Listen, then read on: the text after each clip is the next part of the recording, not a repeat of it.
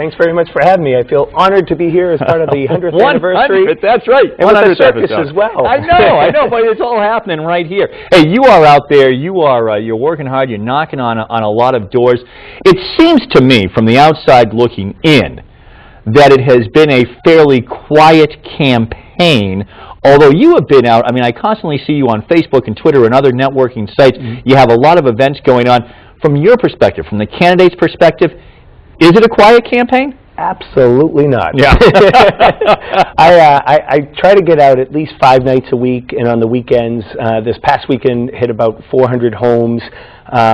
During the week, try to get out, knock on doors, and everybody, there's a general consensus of what people are feeling, and people are in the mood for change. I think a lot of people are unhappy with the way the previous council has performed, and they're looking optimistically about the future, but they know in order to be optimistic, it's going to require some change. When you're knocking on all these doors, when you're meeting people out in the street, what are they telling you, Steve? I mean, what would you say is the #1 issue in the city? Well, of course, you have the tax rate. That seems to be a hot topic, probably one of the hottest topics right now.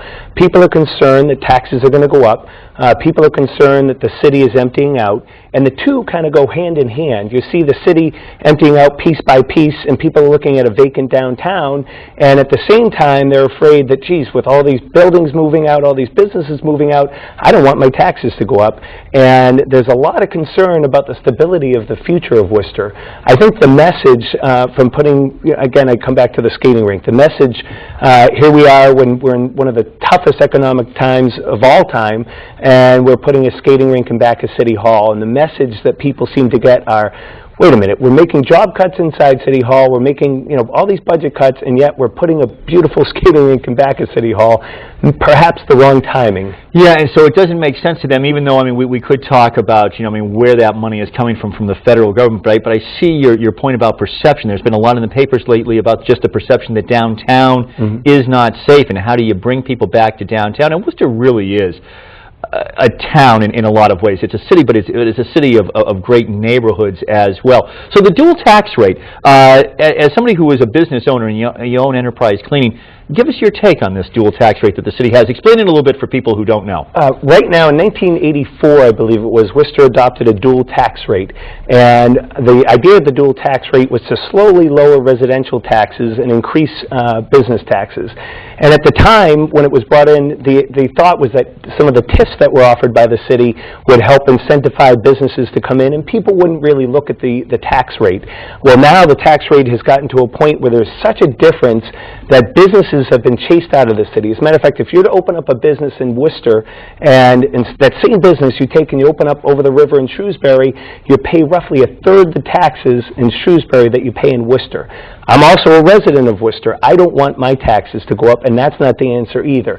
I think the answer is to bring new business into the city, attract new business into the city, create some vibrancy downtown, give people incentives to bring their business into Worcester. And not only that, but once businesses are here, we've got to do our job to make sure that they stay here.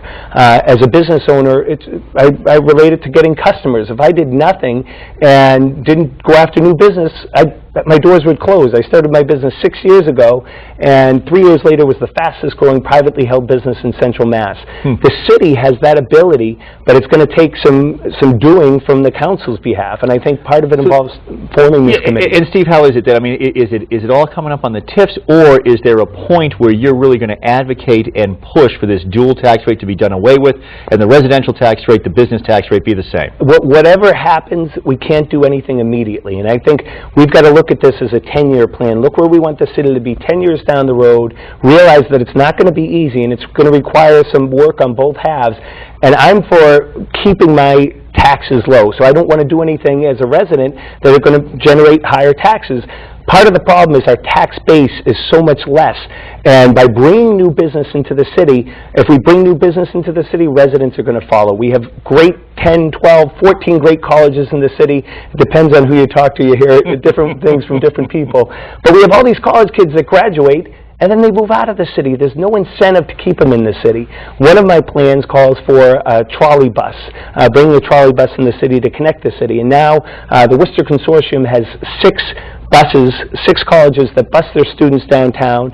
They're dropped off in a central area, but they have no way to get around the city. Well, if all of a sudden we have a trolley bus that could pick them up, drive them from Park Ave over to Water Street, over to Green Street, over to Shrewsbury Street.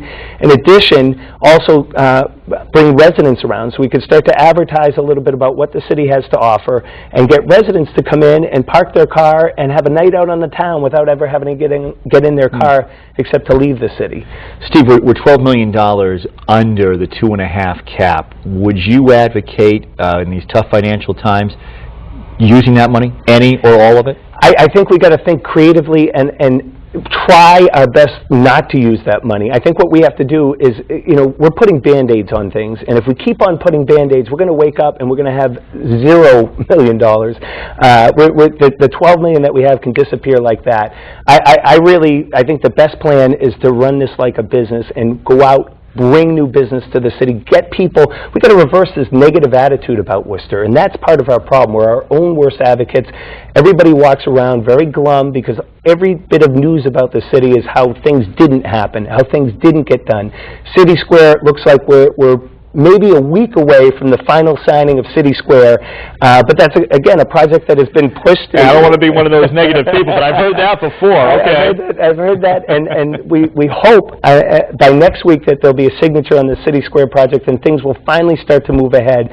That's one bit of positive, but what we've got to do is capitalize on all the positive things happening in the city and educate people on what the city is doing. Give people a place where they can look centrally and say, listen, we have City Square project, we have a Hanover Theater, we have the DCU Center, we have all these great things happening. Let's get people shopping in Worcester again. Let's bring people from other cities to spend their money in our city and start to generate revenue and reverse this negative trend.